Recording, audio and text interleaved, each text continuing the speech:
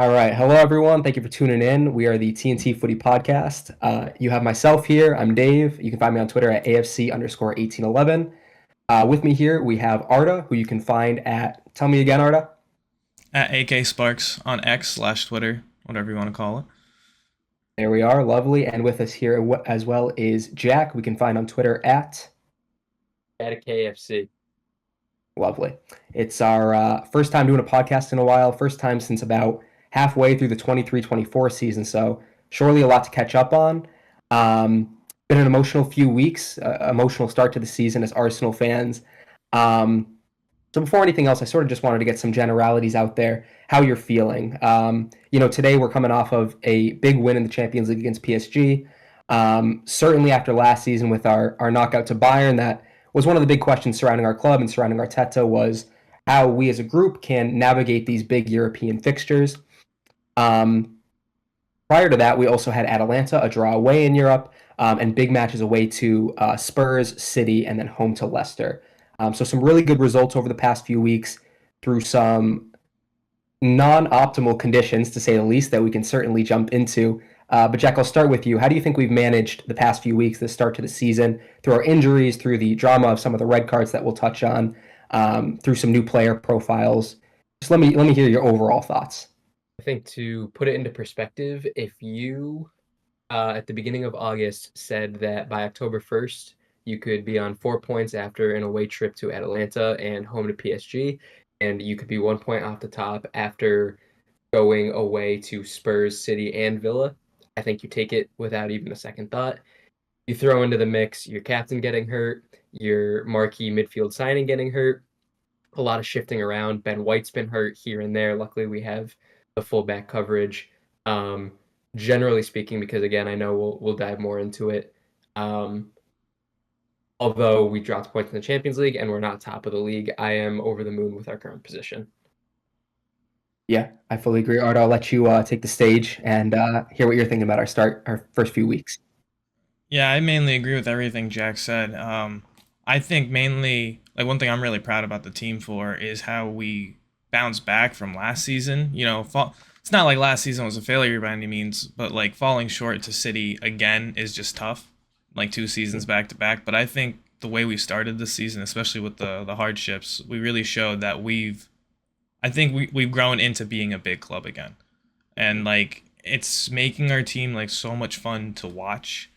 Like it's almost like I'm a kid again, honestly, watching Arsenal again because there's just so much excitement in the games. The players play so well. I don't even care what lineup's out anymore because I'm excited to see whatever lineup is thrown out there what they can produce. Because I feel like even the backups have been performing. I'm sure we'll get into him later, but Trossard has had a wonderful like start to the season, and I couldn't be happier. I love him to death, and Yeah, yeah, yeah. that's my take. Yeah, no, I mean, there's a million things that you just touched on that I'm sure we will get to sort of dive deeper on. But I surely want to start with again your overall thoughts about us having a good start to the season. Jack, I agree, and Art, I agree that it's always stressful to be in a title race with City, knowing that 90 points may not even be enough.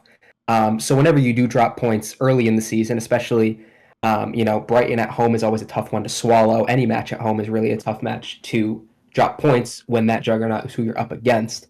But given the context in which we've gotten some of these results, again, I'm over the moon as well. I think we can start as far back as Wolves. I thought we played very well. Havertz up front is surely our guy going forward, and I really like more recently what he's been able to do with Trossard. I think that they've grown into their own and really been able to do some elite combination play since Odegaard's been out.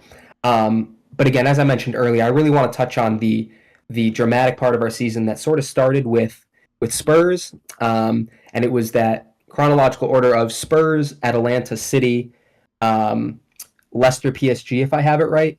So let's go to Spurs first. Jack, I'll throw it over to you. Think back to that Spurs match again as a overall season description. We're starting with Spurs here. What did you think of the personnel going into that match? What did you think of the way we handled that match tactically? Is there any insight that you can give me there? that differed from last season, or just stuff that you liked and disliked from that game?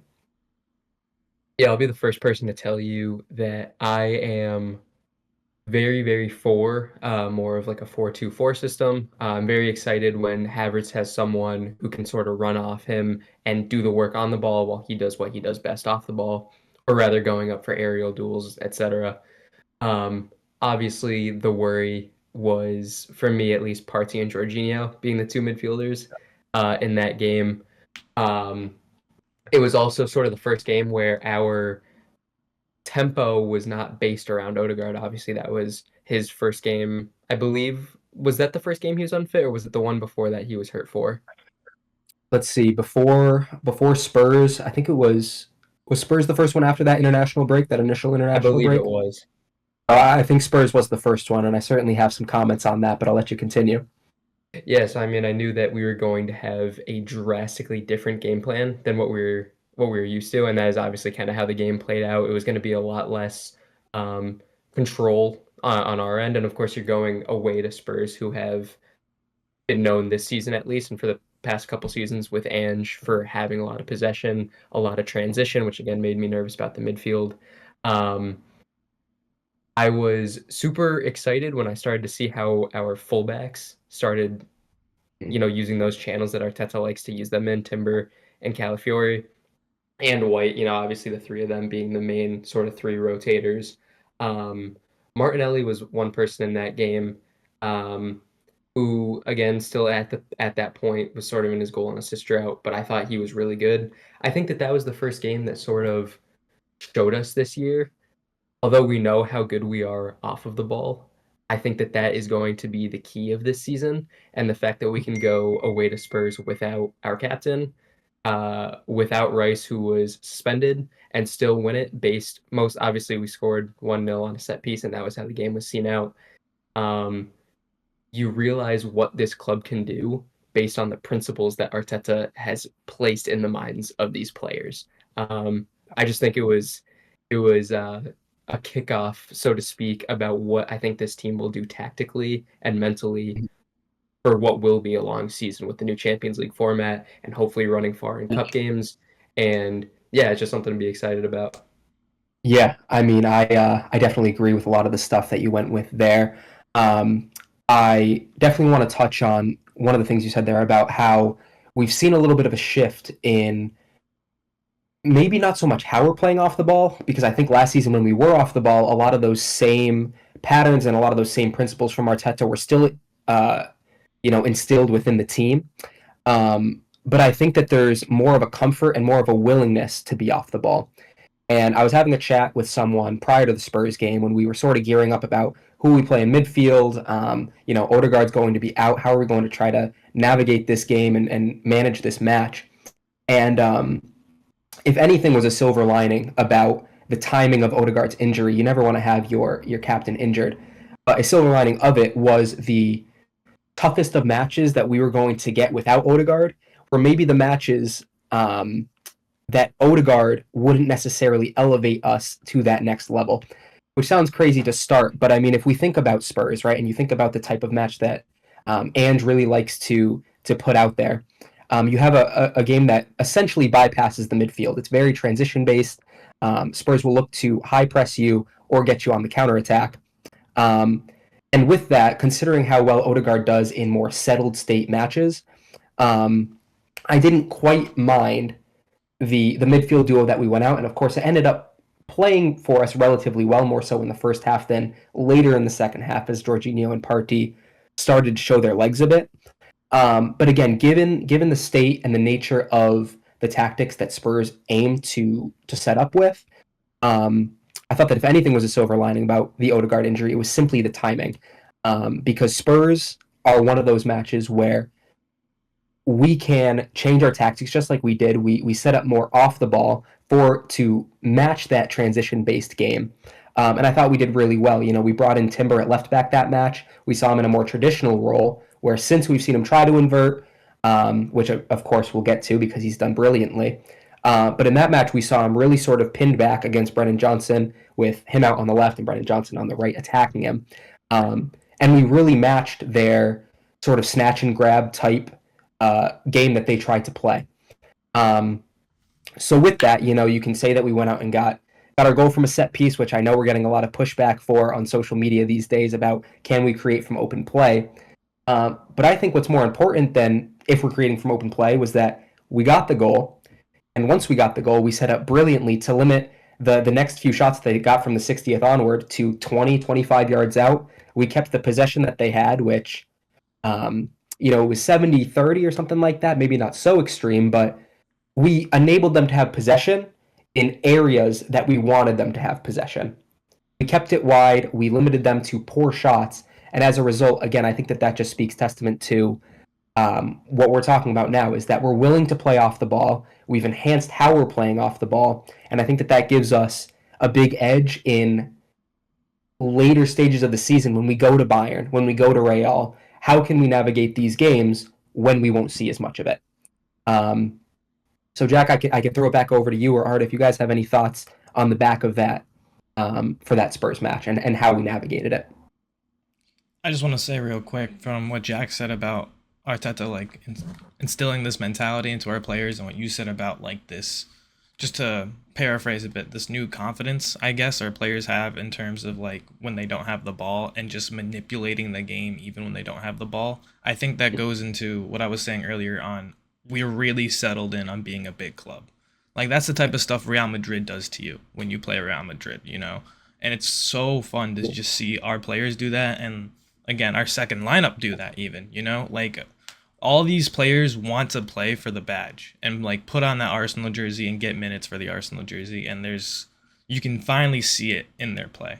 And I think, like you said, losing our captain, and it's almost like a blessing in disguise, because I feel like it gave the other players like a boost in motivation and inspiration, I feel. And in a way, maybe threw the other teams off because they were probably planning against Odegaard. We don't have Odegaard anymore. We're switching tactics. They got to switch tactics to adjust to our tactics, and they might not even know we're gonna throw at them. So I think Arteta just played all, like, he was dealt cards and he played them all beautifully as well as he could, and excited to see like what he does for the rest of the season.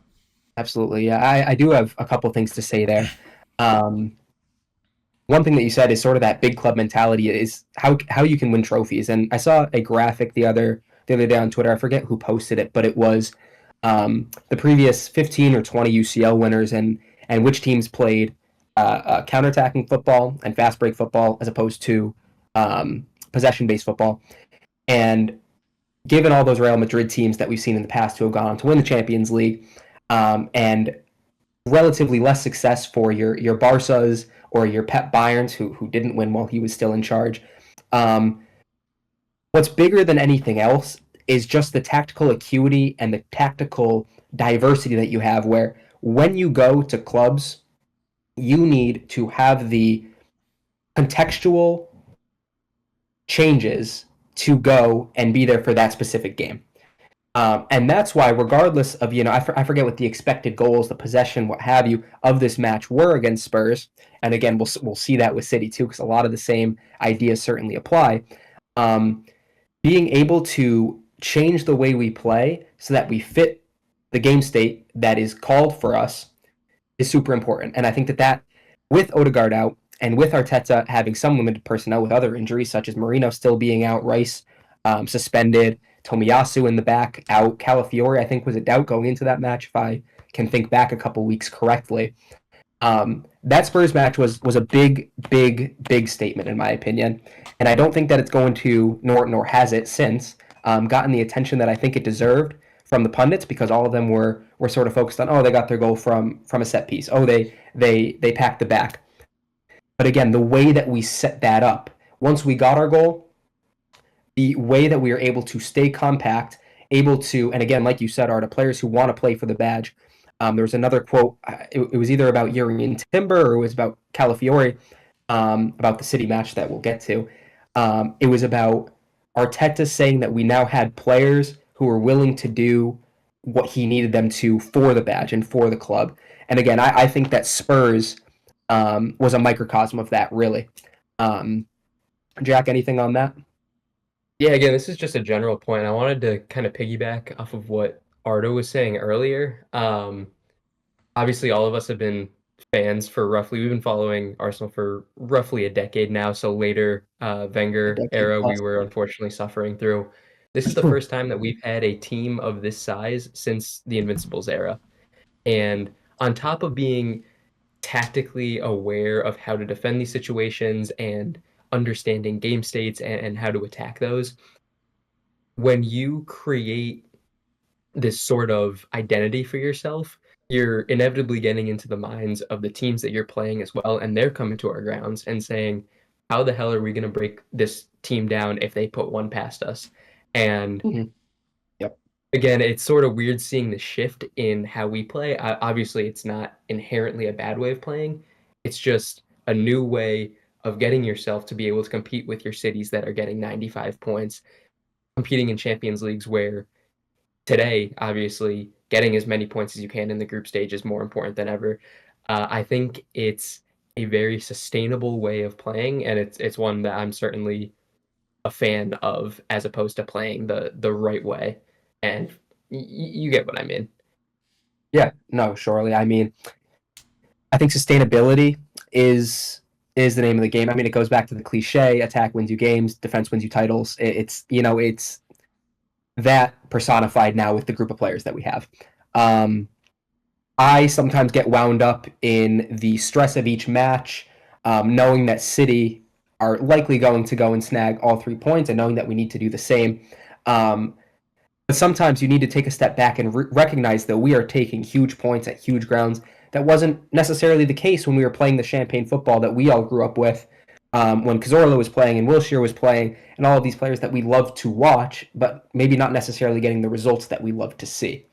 Um, so again, I think that this shift um, to a very potent result-getting Arsenal side was really exemplified first at Spurs, um, and really sort of showed our fortification of the back line. We have big bodies in now. We can defend set pieces. We can score set pieces. We can defend a lead. We can push teams to have possession where we want them to have it.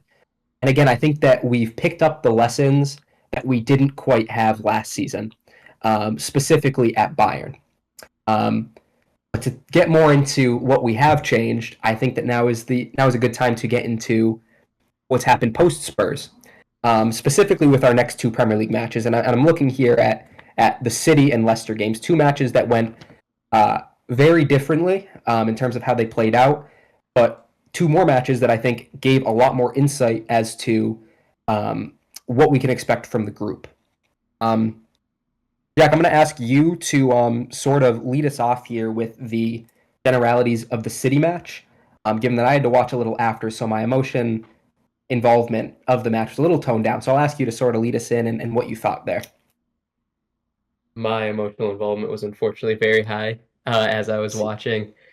Um, Harp on the refereeing decisions. I feel like I'm kind of emotionally past that almost. I'll say very briefly, uh, just let the teams play and don't ruin a good thing. Um, I'll say this, and I don't think this is just hindsight bias in me talking. Between, I believe it was like the 35th and 45th minute of that game, that was one of the best 10-minute stretches I have seen, obviously, contextually speaking, from an Arsenal side since I've started watching.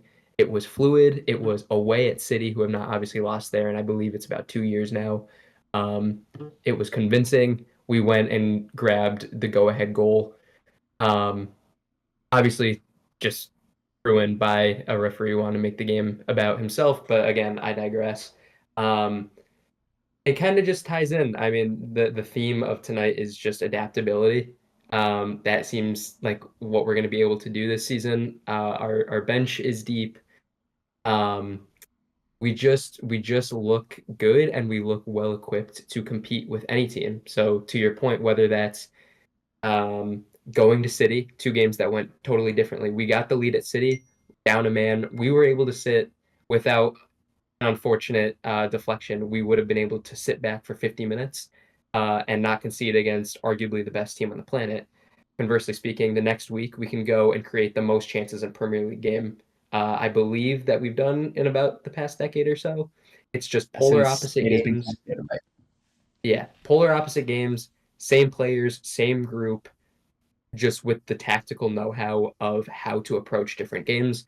I'm equally happy with both results, although both were obviously the City game stings. Super happy with the result and super proud of the team for going there, getting a point, all the context with it, and with Leicester conceding those two freak goals. I believe it was zero point 0.3 xG from them with zero chances created, if I'm not mistaken. Um, and obviously we created 10, or I believe it was 4.5 xG, 10 chances created. Um, just again, it's something that makes me super confident moving forward. We have the team to compete with any club on the planet. And we also have the brains within the squad to be able to know how to adapt on any given day. Correct me if I'm wrong, but I don't think Leicester had a single corner all game, which is kind of If, insane. if they did, then I'm not remembering it either. Yeah, like Again, I don't believe so. yeah. also real quick on the City game to excuse my lack of professionalism, but I have to get this out here. Fuck Michael Oliver. I've been saying that for Yeah. years, and I think I said it on a Yep. previous episode, but I gotta go check that. Fuck Michael Oliver. That dude is the worst referee I've ever seen, and it's like anytime there is a professional, an important Arsenal game, he's always fucking there with this double chin looking ass. So that dude You needs to go know, back to the fucking Simpsons. That's all I got you to know say. what's funny is last year, Artie, I think if I remember that quote this time, maybe about last year, was probably after the fixture at The the other Emirates City between game. Arsenal and City. Right, exactly. So, it comes back, and I brought up the City game. I had almost forgotten about the red card. I was thinking so much about the strength in defense and the mental fortitude that we had showed against Spurs and how that shined again against City. Again, you can't bring up that courage, that second half courage that we showed at the Etihad without bringing up the obscene red card. And my take is, and I'm going to go back to that last year fixture with Michael Oliver in charge. What was the reason behind him not sending off Kovacic behind one surefire red card and another that should have been the second yellow, surely? And he said that he didn't want to ruin the fixture. He said that he wanted to keep all the men on the pitch. Keep in mind that was the context given by Howard Webb after the fact. But I'll give you another thing. Let's go back to the World Cup final, a match in which Howard Webb was refereeing. Why did he not send off? Was it Jordan Heitinga who studded Xabi Alonso in the chest and kept him on the pitch? Why did he not send him off?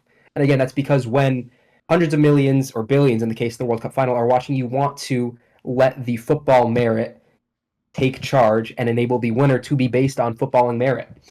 And people can say letter of the law and this, that, and the other thing. But at the same time, there are a million of Arsenal accounts at this point who are tracking all of the time wasting, and it's few and far between. The fact that we can sit here, really, and talk about, oh, maybe he should have been sent off, maybe he shouldn't be. Oh, there was a second. Oh, there was 1.2 seconds between the whistle and when he kicked it off. The fact that so much debate has to go back and forth between a sending off that impacts the biggest game of the season. Don't mistake anything. That is the biggest match of the season in the Premier League for the past 3 seasons. The fact that it is based on, trying to grapple with, was it correct, was it not, in and of itself is already a little bit sour to taste. So any more thoughts on the red card before we actually get into the tactics and the important stuff and the courage of Arsenal?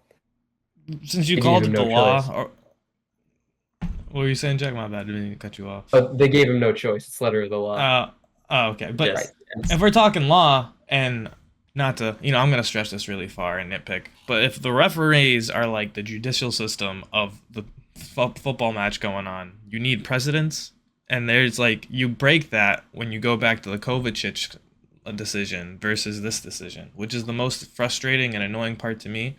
I don't care if he's consistent. If you're consistent, that's your style of reffing. But it's literally the inconsistencies that piss me off and make it seem like personal, even though maybe it's financial and not personal. Regardless, it's corrupt in one way or another.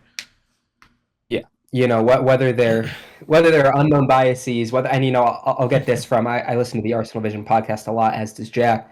And something that Elliot on there had mentioned was he's not sure if it's a this dubious conspiracy that everyone else is sort of making it out to.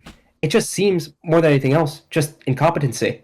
it just doesn't seem. You know what it feels like to me, and this is the feeling that I've gotten over the past few weeks watching. It feels like a group of officials who have been questioned in the past and are grappling with the power to try to prove that they are competent and able to make the correct decisions. And so now that there is this hyper analyzation over every single tackle and every single event in the match to see if, oh, remember this law on in page 53 of the referee handbook. It's almost as though they're trying to validate themselves to try to again grapple that power sort of back in. And we can juxtapose it with the European officiating that we've gotten over the past couple of weeks. The penalty at Atalanta, which again we'll get to the Atalanta match, but for this argument's sake, the penalty there, no one has an issue with. The rest of the refereeing there, no one has an issue with. Tonight, PSG may be wondering if they should have had a penalty for Calafiori's red card or for Calafiori's handball. Um, but the rest of the night was flawless by the referee. The moral of the story is, regardless of one or two instances, they keep themselves out of the limelight, and the fact that we keep letting these English referees straight into the limelight and making them the center of the attention, it gets me worked up, as you can tell. Um, so again, with that, any last talks before we get into the courage of what the rest of the City match had in store? I'm good on the refereeing.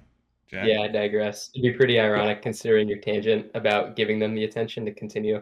We're in a good Yeah. spot. I can follow it. Well, So David, you with want to start that, off with the good? yeah, we'll get into the City game. I came out just feeling an immense amount of pride. Um, by the end of the match there, which defenders did we have on the pitch? I know Miles Lewis Skelly made his debut.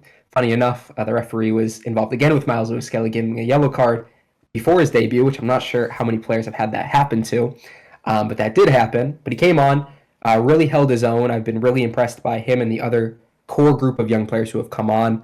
I thought Timber was fantastic in the first half. Calafiori was excellent in that game. Obviously, it goes without saying that our two at the center of defense were flawless, impeccable, which is just the norm now for those two. Um, I even thought that the midfielders were great. I think that the game state, funny enough, putting back gave us almost an extra man in that Partey is almost null and void after minute 60.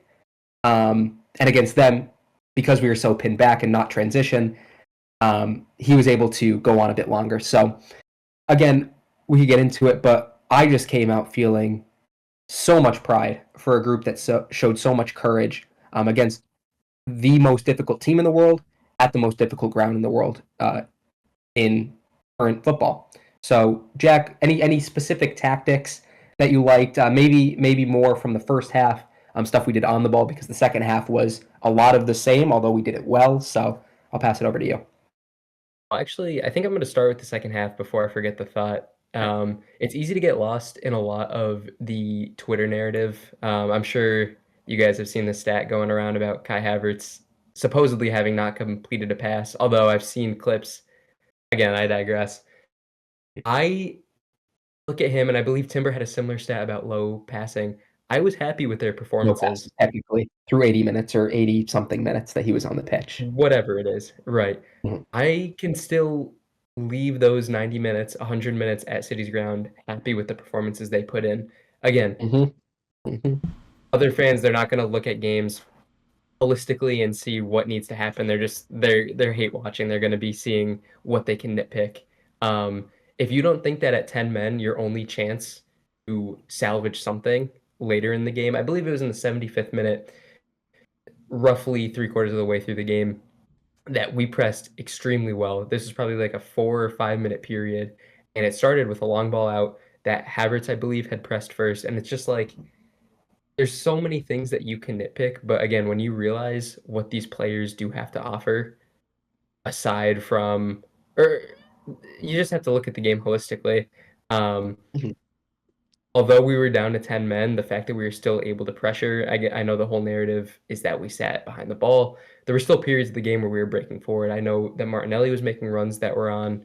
Um, you kind of just do what you can do, and you throw shit at the wall and you see what sticks.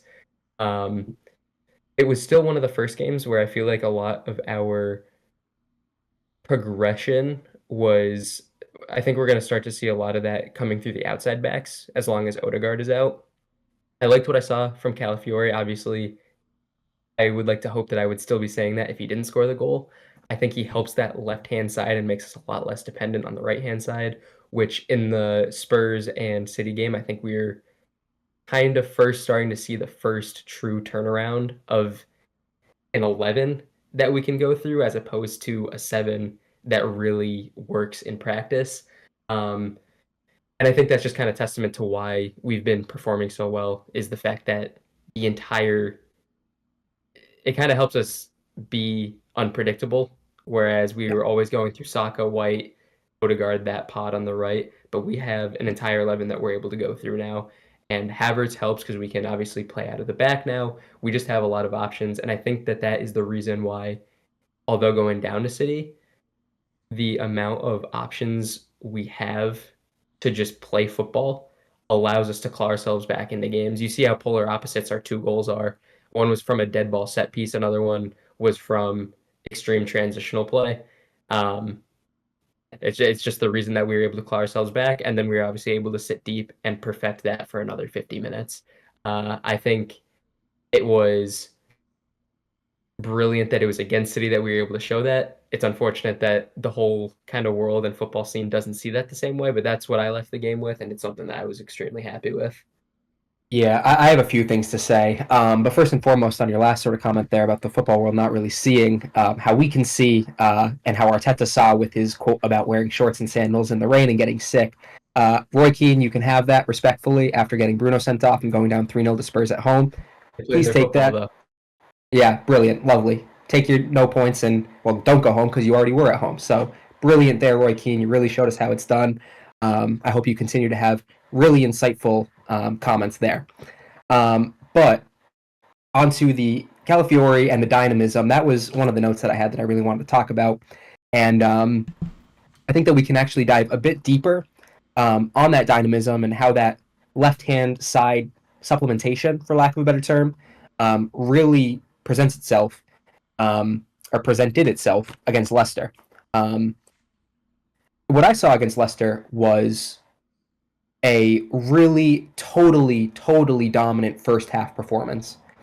And I think that if we were able to see what Arteta's brain and his ideas were like on paper, I think that that first half performance against Leicester was everything that he would have hoped to get out of an Arsenal team at some point during his tenure. Um, we started again with Timber on the right and Calafiore on the left, and we saw some really interesting things. Again, Havertz and Trossard up front, so we did that 4-4-2 slash 4-4-2-4 type setup.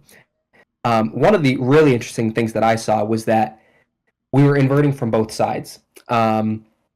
So Timber would invert from the right, and we could build up through the right and go that way. Again, what Zinchenko typically gave us the past couple of seasons on the left, but again, doing that on the right. And if that was the case, then Calafiore would have a little more leniency to stay wide and take the ball forward through carrying. Or Timber could stay back. Calafiore would come into midfield, and what we saw was Declan Rice going up to left back. So a really interesting shift there. And I think what that lets us do is it makes our predictability of other teams, or from other teams, I should say, that much more difficult. Um, with Zinchenko and Ben White, early last season into Europe a bit before he was out for Bayern and whatnot, you sort of knew what you were going to get in the build-up with Zinchenko and Ben White on our flanks. You knew that we were going to try, Jack, like you said, and really try to isolate that right-hand pod to try to build it up through Odegaard, through Ben White, and through Saka. And that limited us, and we saw it against Bayern. We were completely nullified on the left-hand side. They were able to focus on the right-hand side of ours, and as a result, we didn't build up there either. That was amplified at the Allianz as well when we were away. It worked somewhat at the Emirates, but we were really shut down at the Allianz. And you can already think if we had Timber or Calafiore for last season, we could have done something. We really could have gone deeper. Because again, just like you said, Jack, whether we look at City and we look at Calafiore's goal against City, a quick break down the left-hand side that Calafiore arrives in the half space of to get on the end of Martinelli's pass to put it in the far corner, or we just look at the general slower build-up play against Leicester in a more settled state. Now, teams can't prepare which side we're going to build up from. They can't expect us to be so heavily reliant on the right-hand side because now we have the quality now with Marino back even further to go through that left-hand side. And one more thing before I pass it off, Art, I want to hear your words on it, and Jack, you as well. Not only do we have more dynamic fullbacks, again, we have player quality in someone like Declan Rice, who is more than flexible enough to cover the positions that they leave. Or we have Thomas Partey, who is more than flexible enough to slide into center back and spread the center backs a bit. And really, again, all this does is it makes us hard to predict, and it lets us control the game. I think the field tilt was like 95-5 or something, and it probably was higher in that first half. So complete dominance, really quintessential Arteta tactics against Leicester, and stuff that we saw a bit versus City, but we really, really pounded it on against Leicester. So, Jack, let me hear your thoughts first, and then Art, I want to hear your takes as well. Yeah, there's kind of like a lot to note. One thing that sort of comes to mind for me is I feel like you get the idea that Arteta has this idea or this thought about what his perfect 11 looks like. And I think about like the issues that we've ran into. You pointed out Zinchenko and Partey in the past, right? And obviously Partey's still in the 11. I don't inherently have an issue with that as long as he's not playing more than 60 minutes, but I digress. When I look at Calafiori, I think about how good progressively he is.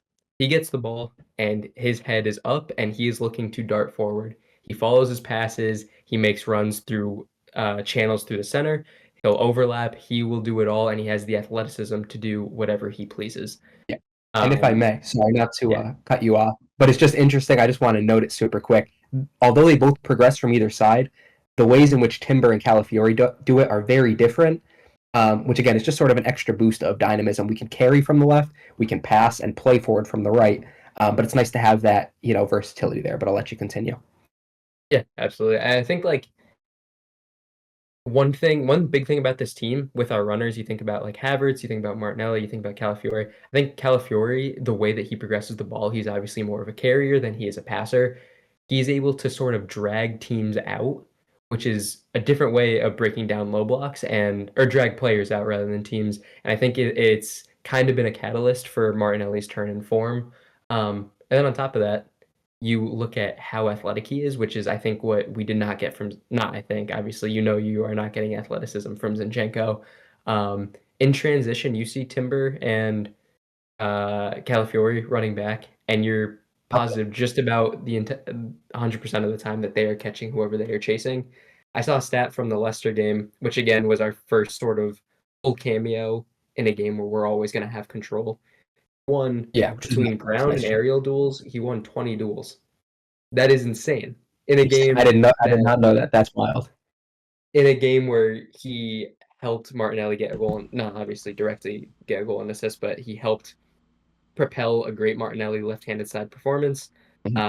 He's doing that as well. It's just, I genuinely think that with Odegaard out, we obviously need new avenues of where we're going to get creativity and where we're going to really try to create space and create chances from. And I think everything that our fullbacks offer in the spaces that they operate and the spaces that they can operate really kind of helps us open up a lot of channels to be able to sort of play our football and really break teams down, specifically like Leicester, that will inevitably sit deeper and try to break. And you're preventing, when you're playing these teams that are going to just try to transition and smash and grab against you, you're minimizing any sort of risk playing a guy like Calafiori over Zinchenko when these teams are breaking, that you're going to end up conceding, BS goals. That, of course, we ended up conceding anyways, but you get my point.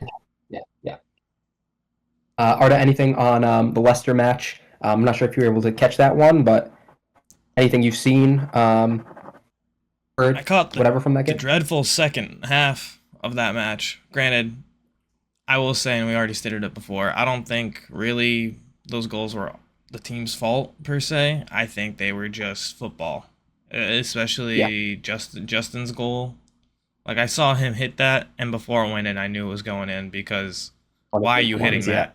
You know, like he It was better be definitely feeling going in. himself. Yeah, exactly. So, applause to them for the goals they scored. But I think that really, like us coming back, as scary as it was to do it in the 90th minute, again shows that we are the big team now, or like one of the big teams in the league. I would say City and Liverpool only compete with us, but I put us clearly above Liverpool nowadays. Maybe that's I would. controversial, but that's my personal take. But yeah, I think we really just, I don't know, put our foot down and just really showed who we are in the Leicester Yeah. game, especially after the rough patch. I don't even want to call it a rough patch, but like we talked about, the media is labeling the draws and the other results as, we could have done better.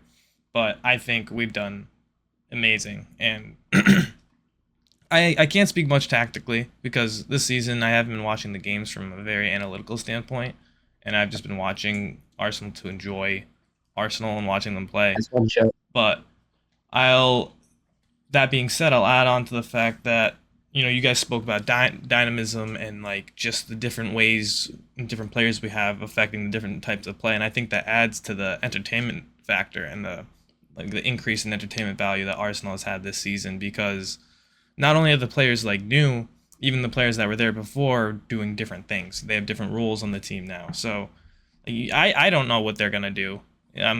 All their like that's the fun part, right? Before each game, the fans are speculating together. Oh, what are we gonna do this game, or how are we gonna play against this team and their tactics, and so on and so forth. And that's the fun part about Arsenal. It's almost like we have our own city, we have our own Pep and our own like Pep Guardiola team, and it's a lot of fun, and I'm enjoying the fun. Yeah, I have a couple things to say. First, I agree. I'm actually at a point now. I've been there for maybe probably since the end of 22-23, where with Arteta team sheets that he puts out with Arteta transfers, I don't even feel as though I need to be as involved emotionally, I guess, with whether or not I agree, because again, there is that sense of trust that he's brought in to the club that Right. he sees something in them. Again, whether it's to start, whether it's to come on as a sub, whether it's to sign, I can agree with that. I can put my faith in Arteta. So there, I certainly agree. And then further on that, your other comments about this match being you know, having that rough patch, again, I think that the goals that we conceded were just football. Yeah. We conceded a deflected header, where again the bigger issue is the foul that we gave away in midfield. But generally speaking, I have enough faith in our set piece tactics, offensively and defensively, where I'm not putting too much weight there. And then a freak, brilliant goal off the volley. That again, Calafiori, maybe some questions asked. I know some people are saying, yeah, he still needs to get settled a bit defensively, although we've seen his brilliant offensive qualities. Maybe a little tighter, but regardless, to take that off the volley inside of the post to beat David Raya, who is another player I surely want to get to before we finish here. Um, Real quick, really, that is football. Yeah. on Calafiori, I don't think anything is his fault there because he was on No. his man. That's Yeah. not his man. That's the person who shouldn't be up there. That's the right No, back. right, That's right. that's And their that's my Calafiori in comment. that play. Exactly. Mine is if you're snatching at straws like I've seen some people do, I guess I get it. But at the end of the day, he's close enough where the only way they do score is off such a brilliant hit, which they did. But then to your point, again, we had the courage, we had the capacity to go forward and grab the winner through Trossard and then a safety goal through Havertz, which is a little unorthodox, but doesn't matter how they go in, they go in. And that's a And duo that we haven't even really touched on yet, and that's how good and how complex the different profiles our team have offered this season. Even our best player, Bukayo Saka, we haven't even touched on him because we know that we're getting such a good level out of him consistently. We barely need to talk about him. Everyone who watches sees his level. Everyone who watches sees what he can do. So again, I guess a little more of the insightful bits here. Again, are the new bits of dynamism from Timber, from Calafiori, and Raya, who with the Atalanta game, the next one that I want to cover, will surely get his flowers. But nonetheless, Spurs, City, and Leicester, if we're compartmentalizing our Premier League games for what we're going over here, three games where in different ways we showed a lot of grit, we showed a lot of fight, a lot of spirit. There is make no mistake, no more underbelly, and there hasn't been for about a year now. That was there under Wenger, was there under Emery, obviously, and was there under early Arteta. That is no longer there. We can go and we can get these stonewall results against Spurs, against City, and against, guess what, the mid-table to low-table matches that can give us difficulty like Fulham did last year, like West Ham did last year. We now are getting to a point, or trying to get to a point, where not only are we getting the good results, we're making sure we get the lower results. So anything else on our, 3 or so really emotional, really tight Premier League matches that we've started with? Controversial, but I'm scared for when Odegaard comes back. Um, With our new tactics, we have Marino coming back, we have Odegaard coming back probably a few weeks after the international break, and we have two fullbacks who we like to invert from either side. I have a lot of takes on the controversies surrounding Odegaard and what we get from him and what we maybe don't get from him. But how does he fit into this new side that we've found since his absence? So I'll let you go ahead. God, that's like it's a very loaded question. My I will say like my one concern with Odegaard that I'm sure you guys might share with me is one issue I feel like I sometimes have with him is that I feel like the game sometimes needs to be built around him. And I don't mean that in a sense where, how do I word this? If you give him the ball, he'll be able to look after it, he'll make the right pass, he'll do the right thing. To do the things that win you games, play passes into the final thirds, carry balls, create chances. Sometimes I feel like the environment around him needs to be perfect. And in that regard, I'm talking about things like I think there are certain spaces he prefers a bit too heavily. I think that tends to be near Saka, whereas in recent weeks he's dropped um, like insane performances against Leicester. He created 8 chances. Today he was brilliant. Um, I don't sometimes like the space that he takes up. Sometimes the passes he likes to play, he has preference to passes as opposed to playing the pass that necessarily is the best pass in a certain environment. It's a very generalized thought and kind of underbaked thought I have on it so far because I've kind of just been enjoying the results we've had recently and the teams that we've been putting out because they're newer teams and we haven't seen so much of it. But one thing I will say is I do like how the responsibility is shared much more among the 11 than posed onto one player to dictate tempo, to create chances, to kind of do everything on the ball for us. And Dave, I'll hand that over to you. Yeah, I mean, I saw a really good thread that was really on the nose for what I thought I was seeing with my eyes, but it was nice to see it sort of verified through. I think is it EBL on Twitter? He's EBL 2017, I think. whoever he is. I saw a really good thread, and he has a lot of other threads that I can't quite track because, again, my tactical acuity is sort of limited because Arsenal is the team I watch so much more than other sides. But this one, being an Arsenal fan, watching Odegaard and watching the absence of Odegaard, I was able to really sort of dial in and analyze what he was putting out. And one thing that he said that I really agreed with was that Odegaard enables control in many phases of the pitch. And it's a way for Arteta to create overload because if you start high, if you start in midfield and you drop deep, that creates your deep overload. But Odegaard's position as that right center mid enables him to create overloads deep. He can drop in, and then as the play progresses, he then moves forward with the play to create the overloads there. So the utility that Odegaard offers is, this goes without saying, huge in the control aspect.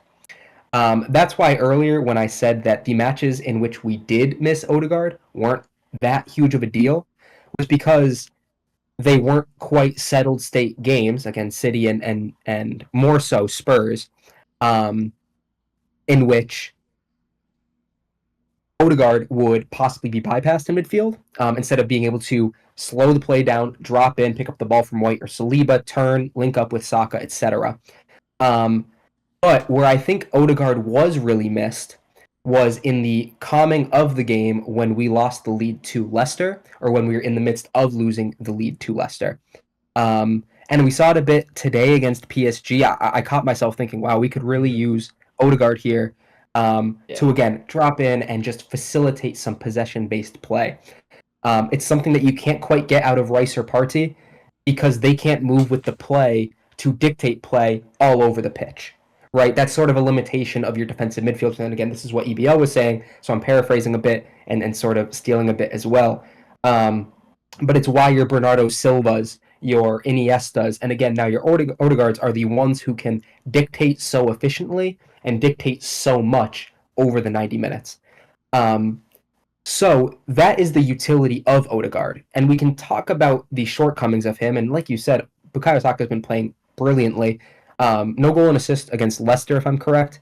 I think that's the best I've seen him play in a very long time. Surely this Mhm. season, probably since a big chunk of last season as well.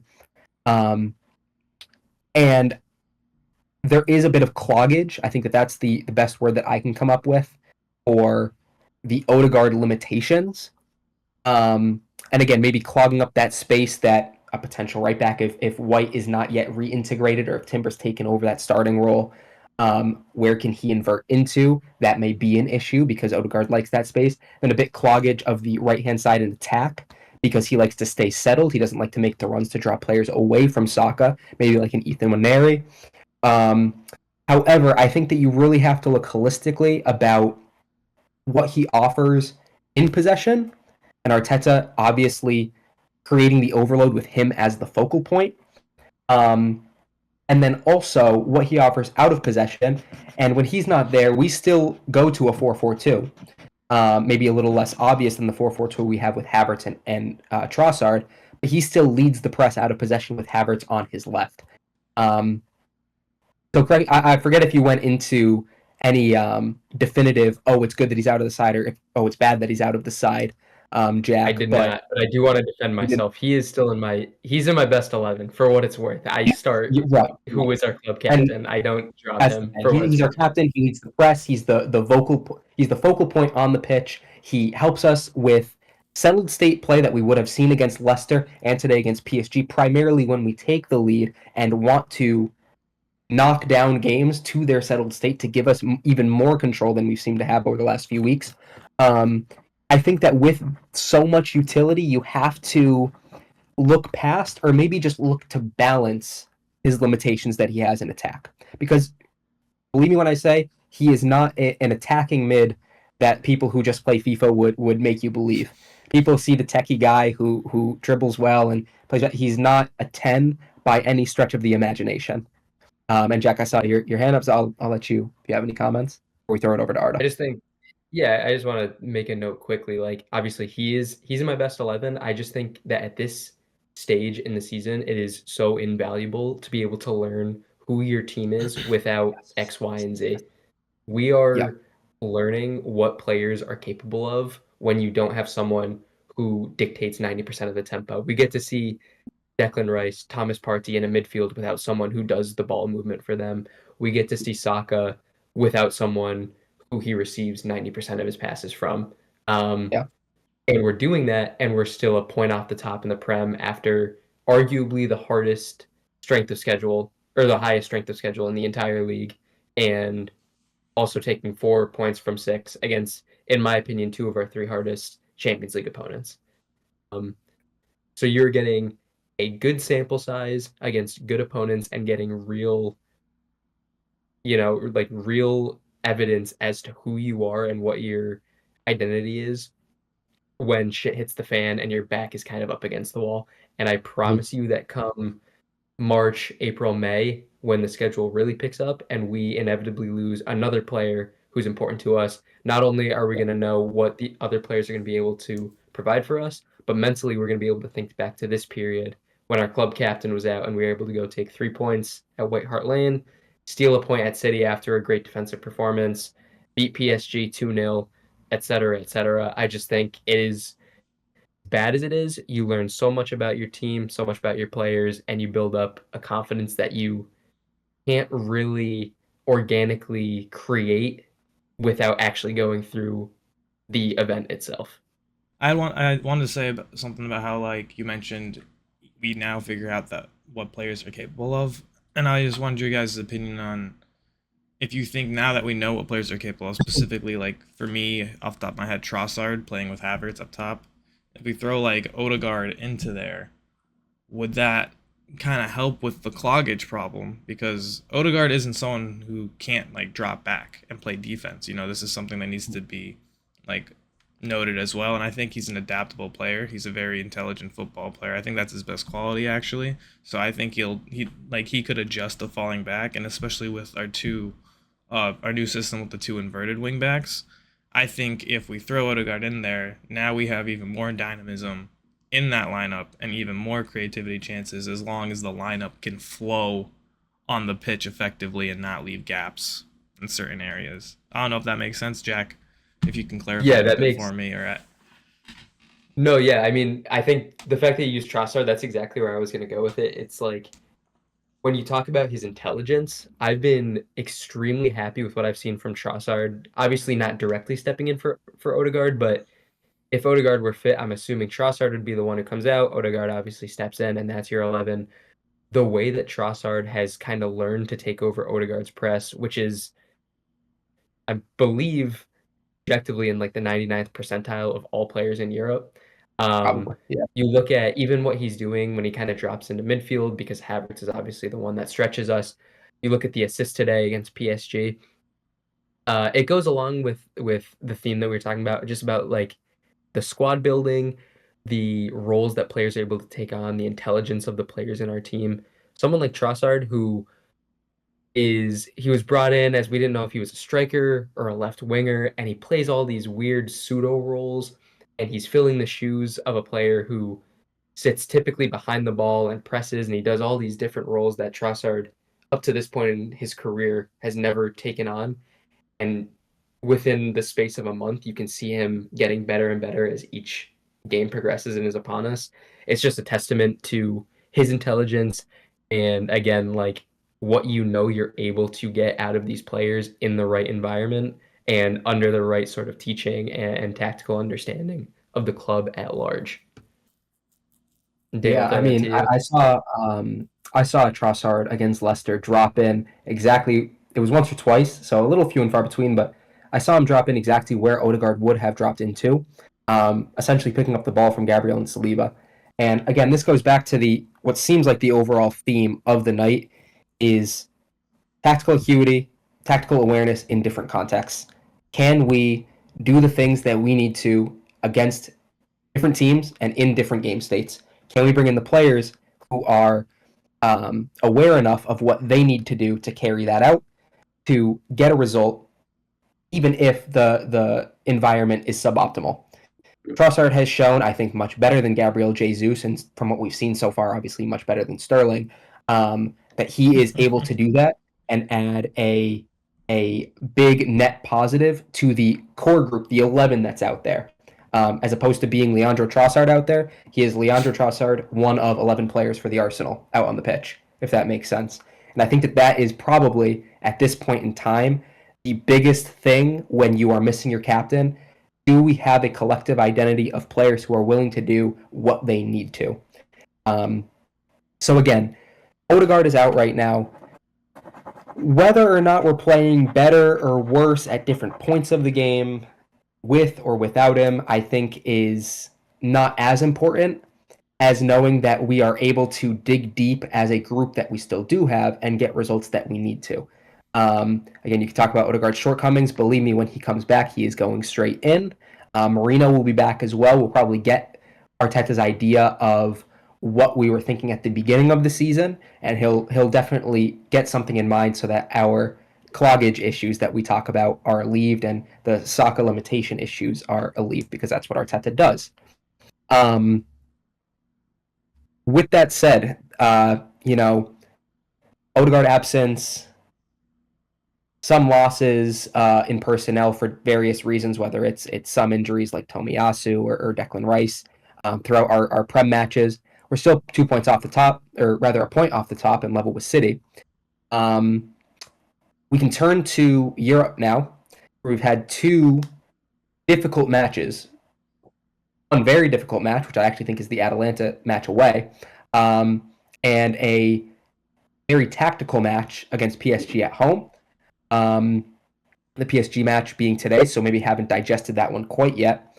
Which one would you guys like to start with? Atalanta, PSG? I didn't catch either, personally. Okay. I only listened to the I PSG game. admittedly, yeah, I couldn't catch much of the Atalanta match, but what I will say about that game, I think that the fact that we were what Prem games were before and after that one? Was that between Spurs and Between Spurs City? and City. You're It going was away to between, Italy. yeah. Yeah, Spurs and City. You're going away to Italy between Spurs and City. Obviously, given the context of everything that happened in the Spurs match, your eyes are really on City. You're playing on a Thursday night. I want to jump to conclude. I would argue, and I don't know again if this is because of the result that's making me say this, but I would argue that that was the harder match for us, given everything surrounding it. Atalanta's a good side. They beat Leverkusen 3-0 last year in the Europa League final. Obviously, they're going to be Largely here to same play. group. I'm sure I think they'll finish roughly around the top 16. I don't know if they'll make that threshold. I think if I had Yeah. to guess, they'd finish just outside of it. But they're a good side, and obviously we're going away to them. I will gladly take a 0-0. One thing I will argue, one point, and obviously it's not really about the game itself. It's one thing we haven't really noted about Thomas Partey, his athletic shortcomings, which is I really only concerns I've had with him this season. It should have costed us a point, you could argue, in Italy if it wasn't for David Raya's heroics in that game, which is another reason why I'm very excited for Odegaard and Marino's reintegration to the side. I think Partey's a good player. I think it's more in spurts, and having him in a two-man midfield definitely makes me a little more nervous than not. Um, Again, not much to note on the game itself. Understanding of it is that chance creation was relatively low and creativity was relatively low. But again, it's not Yeah. something I'm worried about. It was in between our two of our probably three biggest games of the season in the Prem, going away to those two teams. And if you can go and take a point at Atalanta, I'm happy with it, no matter how you do it. Yeah. Put it this way. When I had seen the draws of the Champions League, and I saw that we had from Pot A, PSG home, Inter away. I thought, I'd be really happy with 4 points. And I even saw with Pot B, it was Sporting and Atalanta from Pot B, or was Sporting Pot C? Not sure the pots, but obviously we do have Sporting at some point. Right. Regardless, I know that they're both away. I was thinking, if we could just get 4 points from those two difficult away matches, I would be happy with that. And we started really, really bright against Atalanta. We started again. It was We did. Yep. relatively analogous to how we played against Leicester. Um, Again, that dominance maybe subdued a little quicker. But we started very well. Saka almost got the free kick that he ended up getting today, which is lovely, but a good save. I think if I were to take anything from this, I have a couple things. First thing is a little more, can't quite find the word for it, but maybe subjective is the right word. But I find that when Thomas Partey plays in midfield with Declan Rice, I feel as though it's a psychological thing where he looks like he thinks he has more coverage than he actually does. When I watch Thomas Partey play with Jorginho, it looks like a man, it looks like a player who knows that he's limited and knows that he has to be safe with the ball. Against Atalanta and in other fixtures where it has been those two at the base, you've kind of seen his exposure. Maybe that's Arteta telling him, look, you have a little more coverage, take those risks. And then, it's biased where you see Partey getting beat, you're like, all right, well, there's the exposure there, the exposure that you're kind of expecting already. But it does seem a little more obvious when it's those two in midfield, and you saw that against Atalanta. You didn't see much control against Atalanta. I do think I'm not one to shy away from the psychology of football. I am one to say that you can never, as much as you'd like to, isolate matches and not think about what came before and what's coming up after. And Spurs away, City away for an Arsenal fan or an Arsenal player is about as big as it gets in the season. Again, sandwich in between that a tough trip away to Italy to the previous Europa League winners. No easy feat at all. We get a draw. So overall, I could be much less happy about that. Specifically, I think that another positive that you can get from this game is that in times where we need people to step up, we had another person step up. It was Gabriel against Spurs. It was essentially the entire back line against City. It was Trossard for the most part and Saka as well, who played excellently against Leicester. And against Atalanta and against Villa, which the match we haven't really covered, against those two, it was David Raya with an absolutely, one of the best saves I've seen. We started following Arsenal right around the time when Chesney made that double save against Liverpool. I think it was Dirk Kuyt. Very reminiscent of that. But I think the big thing is that in times where we need someone to step up, we now also have groups of players who can step up. So again, I'm happy with the draw. Arda, I'll let you touch on that. Anything you thought about the game? I know as a keeper, you'll probably be impartial to Raya and giving him his credit, but Yeah, that save was incredible. Honestly, it made me jump out of my chair. It was. yeah, I thought we conceded, but yeah, honestly, I don't have much to say. Declan Rice is the best player in the league. That's it. Yep. That's all I got. yeah, That's yeah. how good. That's how good I think we are. I think we genuinely host the best player in the league. Oh, David Raya, right? No, Declan Rice. Oh, David Raya too. I think he's the best keeper in the league. Oh, But I think yeah, Declan Rice is yeah. better than Rodri at this point. To be honest. Well, right now, Given I that think so. Rodri is now out for a year, yeah, I can get with that. I can absolutely get with that. Yeah, no, he's huge. I also have a few things to say on Declan Rice as well, and what he brings us and what other people say he doesn't. But Jack, I'll let you touch on anything else from the Atalanta game before I sort of move on to Rice as a player and then PSG to finish things out.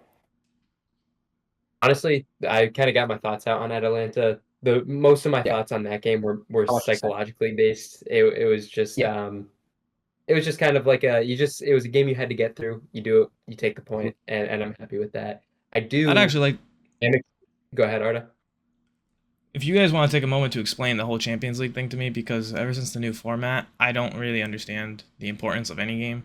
Because to me, right now, Yeah. like watching Champions League is just kind of like Carabao Cup, and I hate saying that, but it's the honest to God's truth.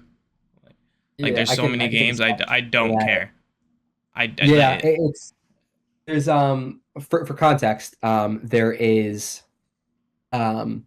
are four pods, which is always how it goes for group draws. There's pod A, pot one, pot two, pot three, pot four. And each team from each pot, so take Man City in the first pot, they would draw a team from pot one, two teams from pot two teams from pot three, two teams from pot four. Do I have that right? With that, it's you play each team just once, so you don't get the home and away fixture each time. okay, And yeah, instead that's of weird. Mm-hmm. different groups, you have one large Yeah, group it is a little that you off, can. but So It's it's a like I little don't. low stakes for the early ones, but as it gets deeper, I can see a very hectic last day. Um, but yeah, It's it's odd. they're It'll take just some doing what they're adapting. doing, but more group stage games, and they combine the tables into one big table. yep. Right. And for what it's worth, now there is seeded knockout play. So that is another big thing. Right, top eight gets Instead of buys, right? some teams, if you finish top eight, you get a bye. I do And like that then reward for what 9 it's through worth. 24 play a round of 32, but playoff game in to see who makes up the rest of the round of 16. And again, if I'm not mistaken, those are actually also seeded. Um, so there is incentive to do well. Obviously, the bigger incentive as of right now is to finish in the top eight for those bye games and not Yeah. having to tire yourselves out. I know Arteta will desperately want that. But furthermore, there is now seeded matches to try to, as opposed to last season having one really strong side and one really weak side of the quarterfinal, eliminate that. So I see. a I little see. context about the UCL. Like why they're doing that. Okay. Right. Okay. I think they run But with that that, we can. format in Oh, Football Manager, and I'm pretty sure people kind of stand by. I think a lot of people like this format, so I guess we'll see. I don't have any experience no with it. issues. Yeah, it's just Yeah, because something new. football manager they implement into there because I think the Champions League has been thinking about this format for a few years now. So they put it into Yeah. like football manager after you reach a certain point. I just never reached that point, so I never had to fucking deal with it. Damn, yeah. So yeah. But sorry, I All didn't right. mean to interrupt the pod, but that's kind of partly No, why you're I good. didn't That's have much to say about like the Atalanta game or No, even yeah, that's yeah. you know. fair. I think that's Um, also why I feel kind of like I do about it and relatively indifferent. But again, Dave, I'll let you yeah. go ahead. I mean, same here. You Yeah. know, like we didn't lose, and that's all I was really happy about. Yeah, no, Right. exactly. Right. As long as you're not dropping Again, all the home points, there, then away, I'm fine with that, really. With that, again, we've given Raya his flowers, which is another thing I wanted to make sure that we did in this podcast. Yes. And at the end here, I want to get everyone's player of the season, where he's certainly in contention. But Mhm. without that, or before that, rather, last sort of game that I really wanted to touch on was PSG today. Um, from my point of view, I got to have a really good watch. I watched until about the 80th before I had to go on another call. Um, and the first half I thought was excellent. I thought that we completely mitigated any type of pressure that they wanted to throw at us. Overall in the match, they had 0.27 expected goals accumulated. I wouldn't be surprised if it was below zero point 0.1 in that first half. Keep in mind two things. First of all, PSG is one of the highest scoring teams in Europe, and have been for a few years now, which is exemplified by the fact that this is their first match in 51 European group stage matches that they have not registered a goal. So ridiculous stat that we have That's cut their them off first at. and 51. There's no Killian though. I mean, There's no Mbappe, I and there was no Dembele as well. So sure, put a little asterisk there. But as a general, in terms of general play, believe me, Luis Enrique has his team firing, has had his team firing, and that is something we can take a lot of pride in. Bradley Barcola was their big guy that they looked to get on the break, and I thought, if not his best half of football for Arsenal so far, one of. I thought for me, Urian Timber was my man of the match. If he only played for 45 minutes today, I thought that he was excellent. I thought that he was outstanding. Defensively, we saw him in a more traditional right back role. We saw a little bit less inversion, but that was because their midfield always tried to sort of lock things. That's where PSG has a lot of strength, is in their midfield triangle. That we can get into their tactics a little bit as well. Um, but Timber's main role was to stop Barcola, and Barcola was their main attacker, and he did so impeccably. The rest of the defense and the rest of the team really stopped the rest of their team impeccably as well, and that was reflected in the amount of chances that we limited them to, and the type of shots that we limited them to taking.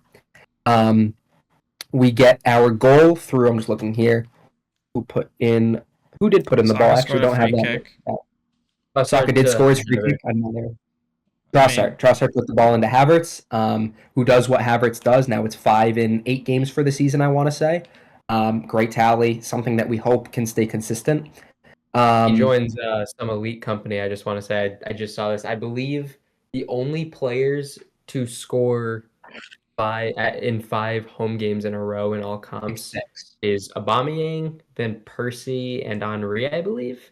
Yeah, I wow. think that Percy's on 7, so I'm praying that Havertz gets that 7th to. Right, he's still trying to catch the number of games, but those are the only players that have done it for 5, which is Well, Southampton on not shabby Saturday should company.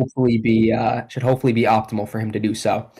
Um, Yeah. I'd but love to cook with that said, Southampton great work after two today. years He ago. beats Yeah, he It's not beats bad. Donnarumma in the air, which is no easy feat at all.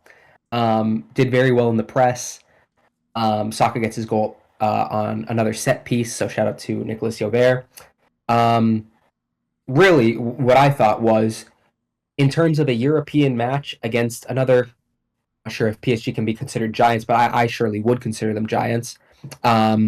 That is just like Leicester was the version of Arsenal that I'm sure he has in his head that he wants to play in the Premier League. I think that is the deep UCL type performance that Arteta wants to see. That first half against PSG, we played them off the pitch in the first half, and in the second half, we locked them up and limited them. And I think that 2-0 is quintessential Arteta. That is everything that he wants. That is everything that I enjoy watching from Arteta. The stability, the safety.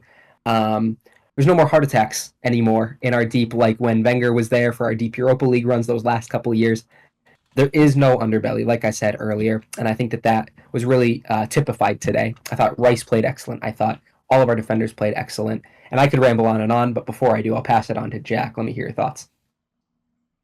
Yeah, I completely agree with you. I think that is a perfect Arteta game. Because I was harping on him earlier, I do want to give Partey his flowers. I was very impressed with him today. I thought he held his own very well. I do believe the reasoning for that, when I look at PSG's team today, they're obviously in a bit of a transition period. Obviously, they lost Messi, Yep. Neymar, Mbappe. Crazy. They have a young core. I believe their average age was below 23 today. Below 23, yes. Um, they did not have a lot of Wow. outlets. Yeah, very, very young. They did not have a lot of outlets moving forward. I thought their midfield was good, but I think that they just kind of got outclassed physically. Um, we scored a set piece Especially that when wasn't Marino came really on. contingent on size, but again, you're still conceding a set piece. You're not There's sort a of commanding psychology your there as area. well. Exactly.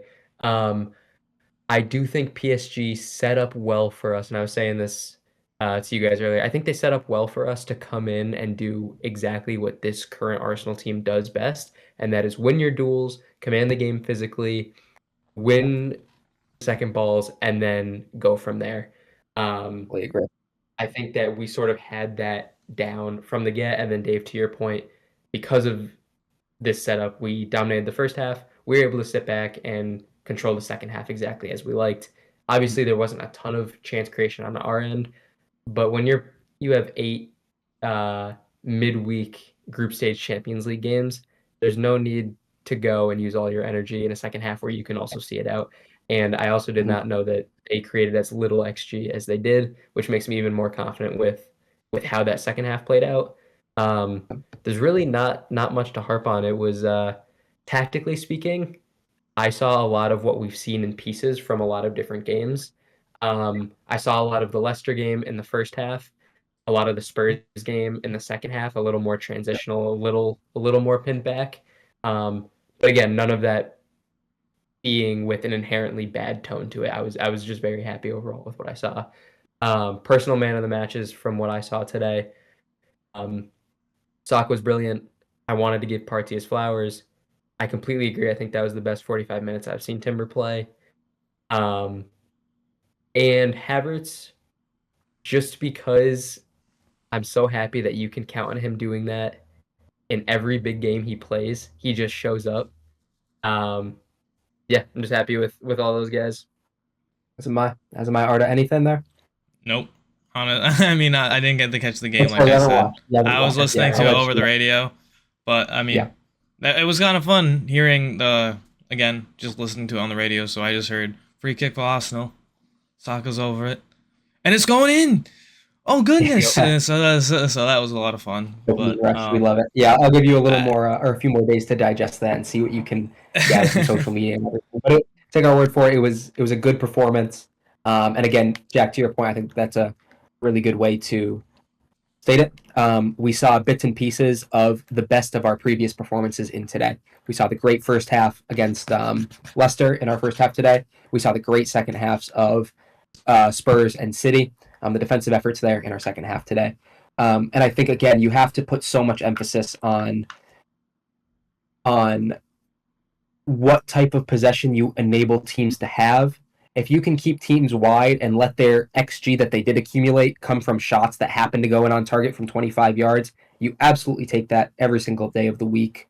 Um, Even against City, they ended up accumulating however many XG that was more than us in that second half, as I would hope it to be, with 11 men versus 10. But again, I would rather concede one expected goals over 6 shots at 0.15 or 0.17 outside the area than I would on a fast break that we've enabled them to really have a go. And what Arteta's done is he said, okay, I'm fine with this. You guys have the ball. We have a lead that I know we can defend because we're so compact and we are so disciplined in how we set up defensively. So again, that's all to say that we really set up well. We put out a physical team, Jack, like you said, won the duels that we needed to, um, dominated the first half, and set up for a fortified second half that Arteta will be over the moon about. So those are the games that I really wanted to cover. We covered our European matches, the difficulties there, and the positives against PSG more so.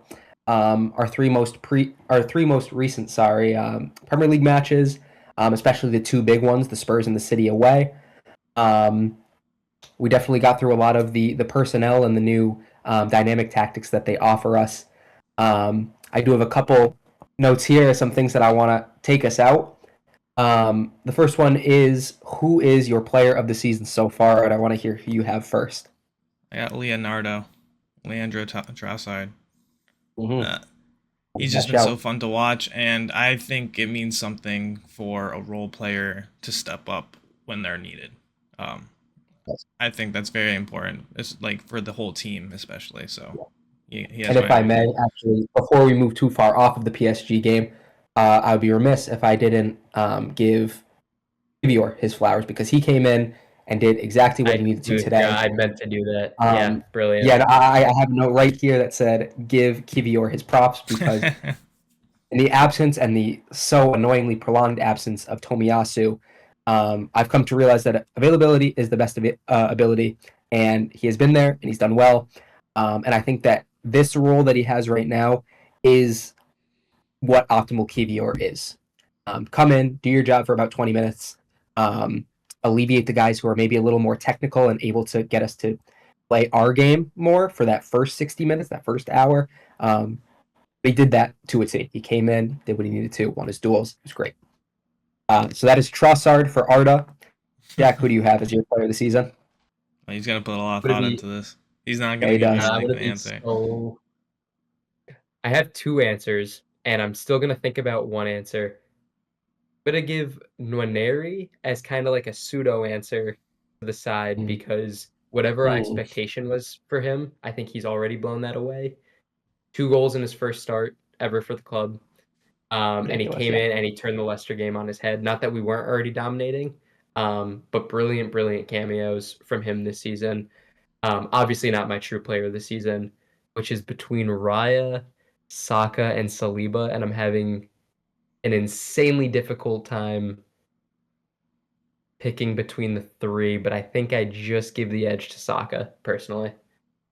Fair. That's fair. Yeah, Saka. The thing about Saka is that every time he steps on the pitch, um, you get at least an 8 out of 10 performance. You typically and standardly get 8.5 to 9 out of 10. Or like Leicester, you'll get a 9.5 even when he's not in and amongst the goals. And I I was think talking to this, yeah, Arda? my bad. I was just gonna say I think the three players he listed were some of the most consistent players we have on the squad. Yeah, they're all in my short list. Again, speaking on Saka, I think I was talking with a buddy the other day about Palmer and Saka and the comparisons with Foden. And the best thing about Saka is that he's so consistent, so that all of these arguments and all of these comparisons, you can just wait. He's going to outlast them all. Even with Palmer now, have your 4 goals. Have your 4 goals against Brighton at the beginning of the season, and I know at the end of the season, I will look back and have wished that Saka was the player that we had. Unfortunately, we do have him. I take what Saka gives a team in solidity, in availability, in consistency every single day of the week, and I think that because he's so efficient and because he's so, I guess mechanical would be the right word. Everything is just so rigid and so you know Smooth. precise, I suppose. Right. He doesn't get the flowers that he maybe deserves. Um, but believe me, the things that he does on a pitch, and he did it to Nuno Mensch a few times today, are at the absolute highest level. So I like Saka as a player who, it doesn't sound like he should be underrated, but I truly do believe that in every sense of the word, he is not rated as highly as he should be, because he I is think that good. I think those comparisons are partly why, because I think that's a dumb comparison. They're like I think Foden and And they're two Palmer different are players. more Yeah, similar players than Saka. Saka is just a different type of player than those two are. yeah. Saka Yeah, Nearly, there's is not a like lot of is not more discourse. nearly as is more central. of a support winger. He's not the guy who's gonna. He's not Ronaldo. You know, he's not gonna. He can take people No, on. It's not that he fucking can't, but like he's Right. gonna think. He's gonna look at the field. Look, oh, if I pass here, that guy's gonna be moving here because they're yeah, gonna his the intelligence is what ball's puts moving him this above. way. Meanwhile, like, and it's not saying that like Palmer and Foden aren't intelligent, but they're intelligent in their own way. They're gonna get the ball, and instead of seeing everyone else, they're gonna see, oh, I have the ball. This player sucks. I can beat him, and then like go around that guy and pass it off or take this shot. You know, like they're thinking more of the individual intelligence versus like on I guess Saka has more vision. I don't want to just call it vision, but like Yeah, sees the that whole collective field versus intelligence. just Yeah. yeah. But Um, I yeah, digress. Saka, I Trossard, I love it. shout. My shout for the player of the season is Saliba, as you said, Jack. For me, I think that Saliba performances have been so normalized in the insane level that they've been at, that we actually do forget what player we have on our hands. Um, whether or not it's him or typically Gabriel amongst the goals on corners. Um, when we're talking about leading the back line, um, especially in the more transition games, we saw how he locked up Vardy today against PSG in that first. It's just Saliba every time he steps on the pitch. I personally think that he is head and shoulders above every player, truly. Bar Saka, of course, but I see an aura about him. I see a level that he brings with him. He can do everything from the back. He can absorb pressure from the other teams and help us beat the press. If we're out of possession, he can control and maintain any type of pressure coming his way. Um, I genuinely, every time I watch him play, I am astounded of the level of player that we do have. So I think that nothing has changed from since he's made his debut, and Saliba is still there for me, and that is why, just like Saka, I feel like his level is going under the rug as well. Um, so again, it sounds crazy to call these players underrated, but when you really look at the definition of the word, I think that they should be getting more props, especially if he keeps Real Madrid away. I would like that. Um, but again, really, really strong start to the season for Saliba, just has been the case with Saka, Raya, and Trossard, who I think are all good shouts. But I don't mean to that is who compare the I two have. Frenchmen, but I think Mm. Saliba, partly because he goes under the radar, is because he's very similar to Varane, at least to me. And I think Varane in his prime was also very underappreciated, especially at Real Madrid. Varane at Know, Real lots of Madrid lots of was sorely titles, but underappreciated. like I think like that partnership with Ramos and Varane is also partly why they won all their Champions League. In addition to Ronaldo, Benzema, Bale, Modric, you know, the whole Yeah, I mean, team you was play strong. you play a style of play that enables you to counter fast and leave your back line exposed. You better have fast, aptly prepared center backs at your disposal. And Ramos and Varane, obviously, goes without saying, fit that bill. So, I mean, And yeah, I mean, as a comparison, they're both luxury players, Varane and Saliba, and that could surely play into it.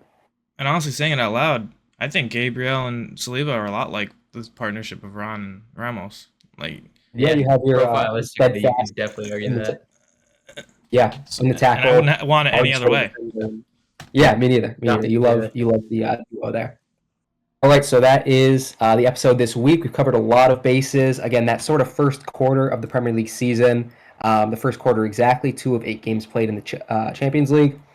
Some new personnel, some new tactics of personnel that we've previously had, as well as the players that haven't been available for multiple reasons, whether that's injuries, red cards, and how we've adapted with them out. Again, I think a really strong start to the season, something that's instilled a lot of confidence for myself, a lot of other fans, and how Arteta can get the job done. Um, we now look forward to Southampton at the weekend. Hopefully, Ramsdale does not come on and play how we know he can against us, but we'll hope for the best. We'll hope for those 3 points to get us into the international break. So again, I am Dave. You can find me on Twitter at AFC_1811. We have Jack here, and you can find him on Twitter at, At a KFC. and we have Arda down below, and you can find him on Twitter at. AK Sparks somewhere in one of these corners. Perfect. Feel free to follow for more horrible takes on Twitter. But we will see you after next week's episode. Come on, you Gunners!